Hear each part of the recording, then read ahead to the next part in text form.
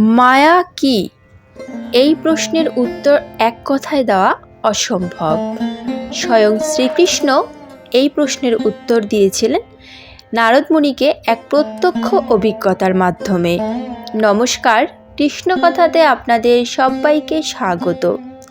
আজকের এই ভিডিওতে আপনারা জানতে পারবেন মায়া কথার তাৎপর্য একটি কাহিনীর মাধ্যমে। চলুন তাহলে শুরু করা যাক আজকের এই ভিডিও। অতি প্রাচীনকালে এক সুদর্শন ঋষি ছিলেন, তার নাম ছিল নারদ। তিনি ছিলেন ঈশ্বরের পরম ভক্ত এবং বহু পবিত্র গ্রন্থ তিনি উত্তম রূপে পাঠ করেছিলেন। এমনই একটি গ্রন্থে একদিন তিনি একটি শব্দ পেলেন, মায়া, কিন্তু শব্দটির অর্থ তার জানা ছিল না। এই শব্দটির অর্থ কি? তিনি নিজের মনেই বলতে লাগলেন এবং বারে বারে গোটা বইটা পড়লেন। শেষে সশব্দে তিনি বন্ধ করে ফেললেন বইটা। না, আমি কিছুই বুঝতে পারলাম না, আপন মনে বললেন তিনি। কিন্তু যতক্ষণ মানে না জানতে পারবো ততক্ষণ শান্তি পাবো না। তিনি অনেক বই খুঁজলেন, অনেক পণ্ডিতদের সঙ্গে আলোচনা করলেন, কিন্তু কিছুতেই সন্তুষ্ট হতে পারলেন না। কি করব আমি এখন? কে আমাকে সাহায্য করতে পারে? তিনি ভাবলেন। ভাবতে ভাবতে হঠাৎ একসময় তিনি লাফিয়ে উঠলেন। আরে তাই তো, আমি এক্ষুনি যাব আমার ঈশ্বর, আমার প্রভু শ্রীকৃষ্ণের কাছে, চেঁচিয়ে উঠলেন নারদ। তিনি নিশ্চয়ই জানবেন। তাই নারদ মুনি তক্ষুনি যাত্রা শুরু করলেন দ্বারকার উদ্দেশ্যে, যেখানে থাকেন তার প্রভু শ্রীকৃষ্ণ। শ্রীকৃষ্ণ আন্তরিকভাবে স্বাগত করলেন তাকে। এসো নারদ, এসো, অনেক দিন পরে তোমাকে দেখে আনন্দ হচ্ছে। কিন্তু বৎস, তিনি বললেন, মনে হচ্ছে তুমি কোনো কারণে শান্তি পাচ্ছ না। কিছু কি ঘটেছে? হ্যাঁ প্রভু, বিনীতভাবে শ্রীকৃষ্ণের পায়ে মাথা ঠেকিয়ে বললেন নারদ। আপনি আমার মনের ভাব ঠিক বুঝতে পেরেছেন। আমি আপনার কাছে একটা সমস্যার সমাধান খুঁজতে এসেছি। কি সমস্যা নারদ? জিজ্ঞেস করলেন শ্রীকৃষ্ণ। প্রভু, আমি কিছুতেই কোথাও মায়া শব্দটির অর্থ খুঁজে পেলাম না। অনুগ্রহ করে আমাকে এর অর্থ ব্যাখ্যা করে দিন, হাত জোর করে বললেন নারদ, এবং দয়া করে আমাকে দেখান মায়া কি। শ্রীকৃষ্ণ উচ্চস্বরে হেসে উঠলেন। এই তোমার সমস্যা? বেশ, তুমি জানতে পারবে মায়া কি, কিন্তু এখন নয়। তুমি নিশ্চয়ই খুব ক্লান্ত, এখানে কিছুদিন থেকে বিশ্রাম করে নাও। নারদ মুনি বললেন, আপনার সঙ্গে থাকতে পারবো এ তো আমার কাছে আশীর্বাদ প্রভু।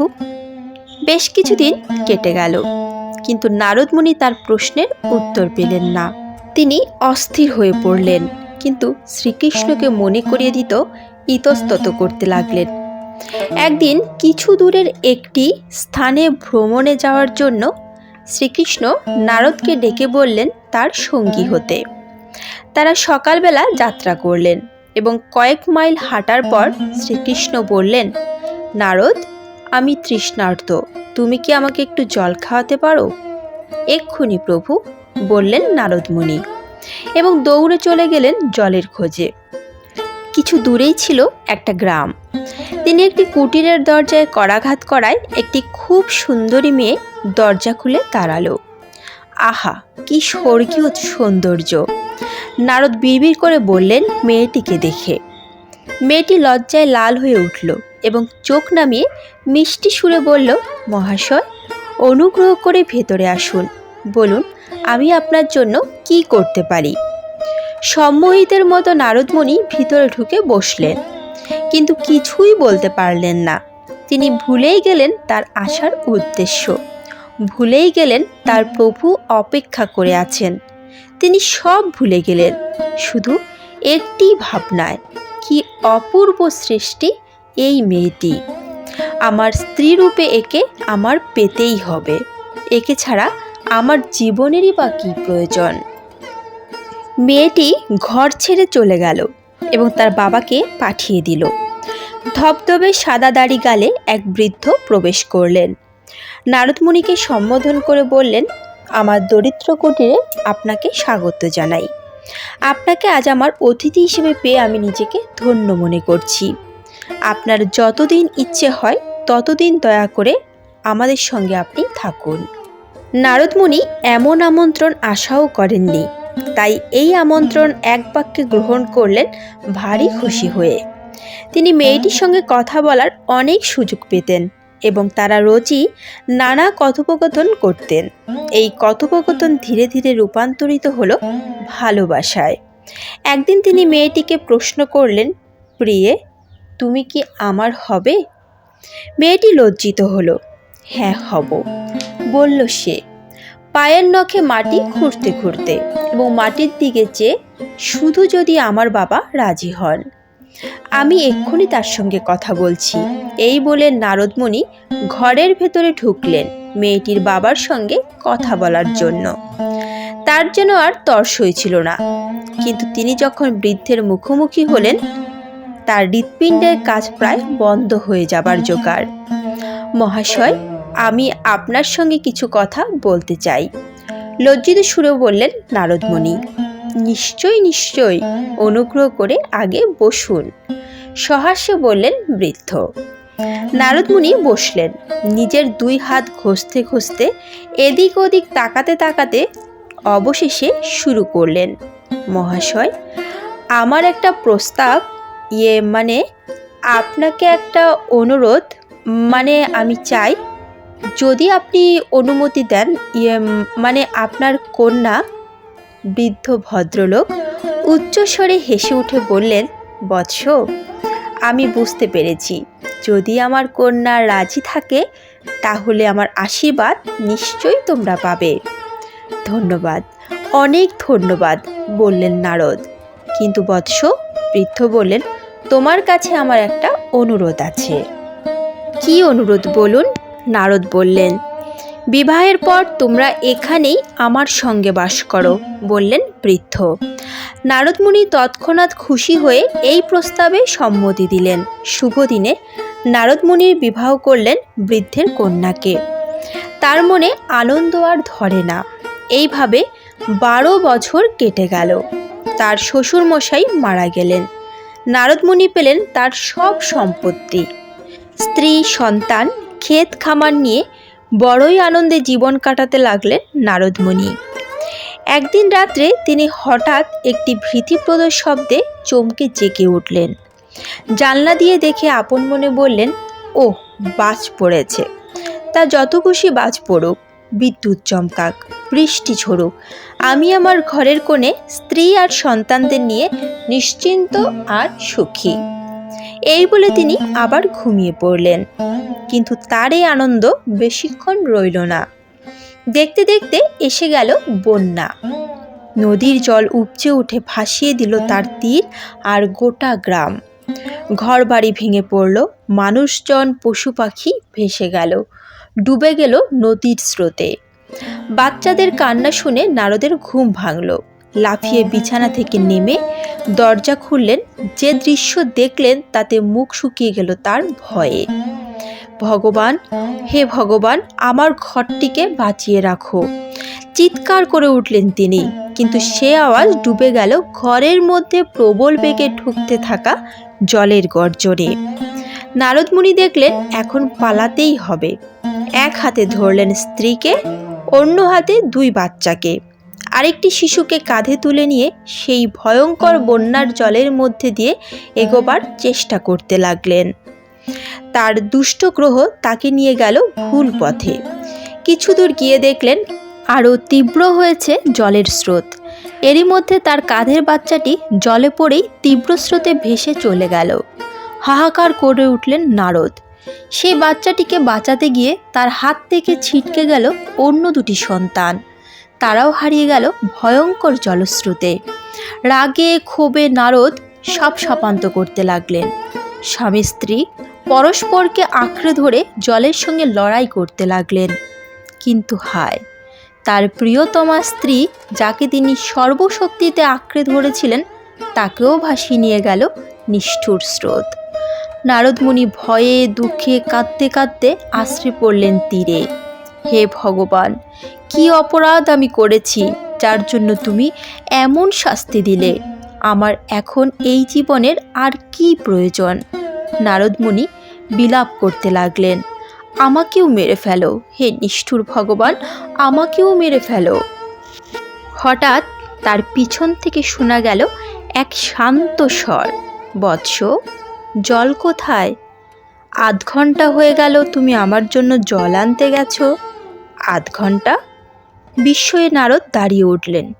কে বলছে এ কথা? পিছু ফিরে দেখলেন নারদ মুনি। ও প্রভু, আপনি! 12টা বছর কেটে গেল, কত ঘটনা ঘটে গেল, আর আপনি বলছেন ৮ ঘন্টা? শ্রীকৃষ্ণ হাসলেন। নারদ বৎস, তুমি জানতে চেয়েছিলে না মায়ার অর্থ?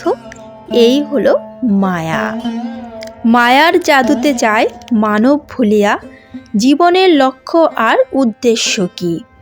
দৃঢ়ভাবে আপনারে রাখিও বাঁধিয়া, মায়ার খেলাতে রেখো সতর্ক দৃষ্টি। আসলে মায়া হলো ভগবানের একটি শক্তি, যা মানুষকে জড়জগতে আবদ্ধ করে রাখে। তার থেকে সহজে মুক্তি পাওয়া যায় না। সে মায়া সব ভুলিয়ে দেয়। মায়ার কারণে মানুষ সংসারে আবদ্ধ হয়ে পড়ে আর সব কিছুতেই আমার আমার করতে থাকে, যার কারণে সে কর্মবন্ধনে আবদ্ধ হয়ে পড়ে, যার কারণে তাকে বারবার জন্মগ্রহণ করতে হয় সেই কর্মফল ভোগ করার জন্য। মানুষ পরিবারের জন্য শ্রম করে, নিজের সন্তান, স্ত্রী, মা, বাবা, ভাই, বোন সবার জন্য কত পরিশ্রম করে।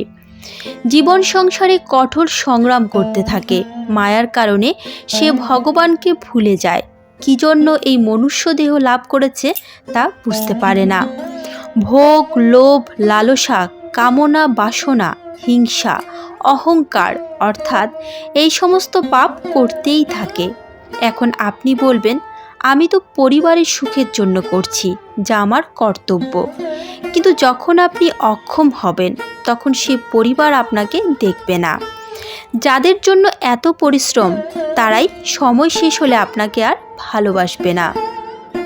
যখন আপনার কর্মক্ষমতা কমে যাবে, তখন বুঝতে পারবেন সারা জীবন পরিবারের জন্য এত কিছু করলেন, কিন্তু জীবনের শেষ মুহূর্তে কেউ আপনাকে দেখছে না।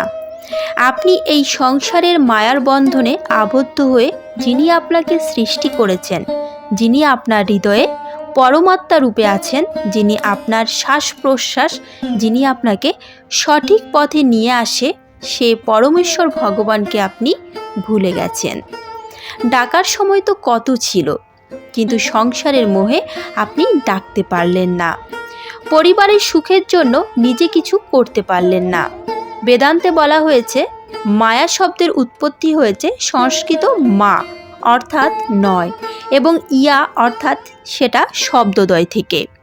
বেদান্তের এই রহস্যময় জ্ঞানের মূলে আছে ব্রহ্মাণ্ডের পরম সত্য, যা সাধারণ মানুষের উপলব্ধির বাইরে। সাধারণ মানুষের চিরাচরিত জ্ঞান এবং বাস্তবতা হলো সেই পরম সত্যের এক ভগ্নাংশ মাত্র, অথচ এটাকেই আমরা সম্পূর্ণ জ্ঞান হিসাবে ভাবি। এই অসম্পূর্ণতাকেই বোঝাতেই মায়া শব্দটি ব্যবহার করা হয়ে থাকে, অর্থাৎ যা ঘটছে সেটা সম্পূর্ণ নয়। ভগবান শ্রীকৃষ্ণ গীতায় অর্জুনকে বলেছিলেন যে আমার এই মায়া অতিক্রম করা অত্যন্ত কঠিন, কিন্তু চেষ্টা করলে অসম্ভবও নয়। মানুষ 3 গুণ দ্বারা আবদ্ধ হয়ে কর্ম করছে, যেমন সত্যগুণ, রজগুণ এবং তমগুণ। এই 3 গুণের ঊর্ধ্বে যেতে পারলে মানুষ মুক্তি লাভ করতে পারবে, আর তাকেই যোগী বলা হয়। আর যিনি 3 গুণের ঊর্ধ্বে যান, তিনি মুক্তি লাভ করে ভগবানের ধাম প্রাপ্ত হন। মায়া থেকে বাঁচতে হলে কি করতে হবে? এই সংসার হলো অনিত্য অর্থাৎ মায়াবদ্ধ, যার কারণে একে অপরের সাথে জড়িয়ে পড়ে। পরিবার, সমাজ ইত্যাদি সকলের সাথে কর্ম করতে থাকে, কিন্তু ভগবানের ধাম হলো নিত্য, যেখানে গেলে আর এই জন্ম মৃত্যু জরা ব্যাধিতে পড়তে হয় না। সেখানে ভগবান নিত্য বিরাজমান। প্রকৃত আনন্দ হলো সেখানে, আর এখানে দুদিনের সুখের জন্য কত পরিশ্রম করতে হচ্ছে, বিনিময়ে কি পাচ্ছি আমরা? যখন কোনো বিষয় অপূর্ণ থেকে যাচ্ছে, তখন দুঃখ, কষ্ট উপস্থিত হয়। তাই যতটুকু পাওয়া সম্ভব ততটুকুতেই সন্তুষ্ট থাকাই উত্তম। কেননা অতিরিক্ত চাইতে গেলে শুধু কষ্ট ছাড়া আর কিছুই পাওয়া যাবে না। তাই এই মানব জন্মে মুক্তি লাভ করতে চাইলে আজকে থেকেই ভগবানের ভজন সাধনে মন দিতে হবে। আর যারা এখন ছোট ছেলে মেয়ে তাদের মা বাবার উচিত এখন থেকেই ভগবানের কথা বলা, ভগবদ্গীতা পড়ে শোনানো, রামায়ণ মহাভারতের সঠিক কথা তাদের বলুন। তাহলে দেখবেন তাদের আগ্রহ কেমন বেড়ে যাবে। শুধু জাগতিক শিক্ষা দিলেই সব হয় না, পারমাত্মিক জ্ঞানও দিতে হবে। তাদের মন্দিরে নিয়ে যেতে হবে, নিরন্তর ভগবানকে স্মরণ করতে হবে। তার আগে নিজেকে, নিজের মনকে, বুদ্ধিকে, আশাকে, ইচ্ছেকে, বুদ্ধিকে, জ্ঞানকে, নিজের সমস্ত কিছু ভগবানের প্রতি সমর্পণ করতে হবে। আর তাহলেই ভক্তি আসবে।